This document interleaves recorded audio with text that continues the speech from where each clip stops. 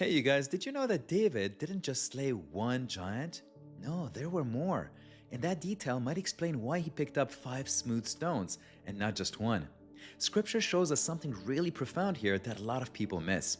You see, the Bible tells us that David killed Goliath of Gath.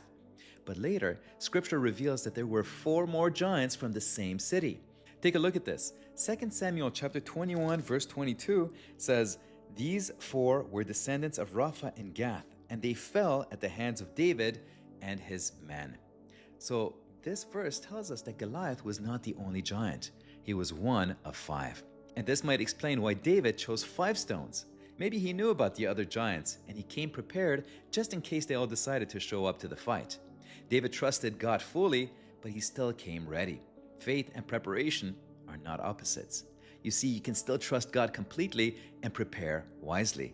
Even Jesus tells us in Luke chapter 14 verse 28, "Don't begin until you count the cost, for who would begin construction of a building without first calculating the cost?"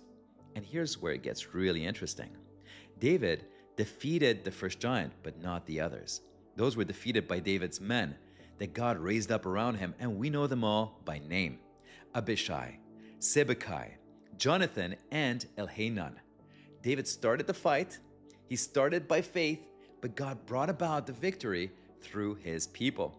So it's almost as though David picked up the five stones that would later come to represent the men that God would use to defeat all the giants. So my friends, go right ahead. Prepare wisely and take the first faithful step and trust God to go with you. Because when you do, He often sends others to stand with you and take you all the way to the finish line.